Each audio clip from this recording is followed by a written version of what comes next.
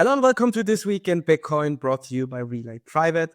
A lot happened this week as well, so let's not waste any time and get stuck in right away. News number one are actually the news, and that is that Bitcoin within mainstream media and in media coverage is enjoying a lot of more positive coverage. There are many reasons why this is the case. Number one reason definitely is always the price. The price is pumping.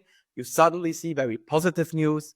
You also see opinion pieces about stuff Bitcoin fixes, stuff it can fix, and all of these things. And obviously, if the price dumps, then things get a bit negative as well. However, this week, we saw an increase also in positive news about mining, energy use case, generally with the Bitcoin reserve, and I get into that in a second step.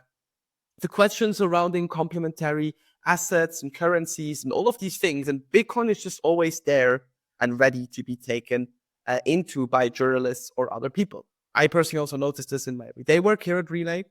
And very interestingly, you very rarely also see the gaslighting content you are used to by something like Economist, one of the most famous economists out of the Netherlands, who's constantly criticizing Bitcoin. However, he's never actually saying that the central bank of the Netherlands is paying him for this research. So I find it quite interesting how that stacks up.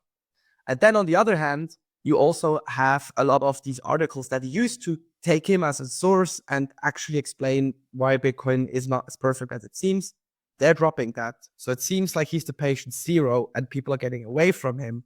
And we are now enjoying more positive news, which make life a bit more easy, convincing people of Bitcoin, orange pilling friends, or generally as a business, actually also getting favorable coverage. And then news number two, I already spoke about the Bitcoin reserve, has been the very key topic because this week we've seen both positive and negative news surrounding a strategic Bitcoin reserve.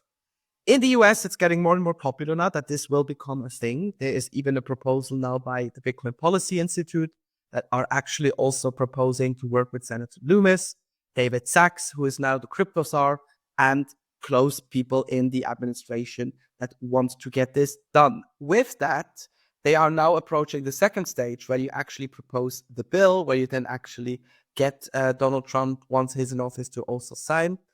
And with that, there are some voices who go, is it actually a benefit if we have a Bitcoin reserve? Mainly due to the fact that Bitcoin is freedom money in that argument. I'm now quoting the people who are saying this. And that we shouldn't have the government come on and actually be part of that freedom money.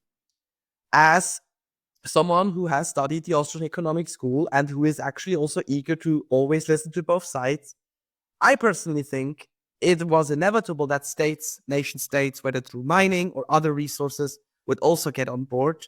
So this is game theory playing out. And we shouldn't really be saying who's able to use Bitcoin or not, because if we do this, we're no different than the central banks.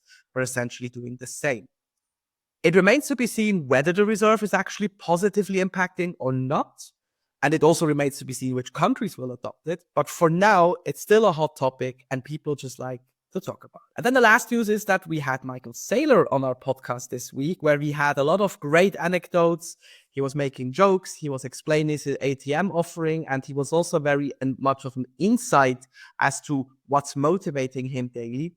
In our roughly 60-minute talk with our CEO, Julian, he explained in quite detail why they are burning through a lot of the raised capital now so quickly to buy Bitcoin, what the mistakes were that Microsoft made to not accept Bitcoin now, and where he's going in the next 10 years. A very favorable quote by him was, it doesn't matter, Bitcoin could go to $1 and we would still not sell. So there you go, proving that he is become the ultimate company hodler out there, and that's the first public company that actually uses Bitcoin is still doubling down. With that, we're at the end of this week in Bitcoin. You know the drill. If you got questions, feedback, or just want to say hello, leave a comment below.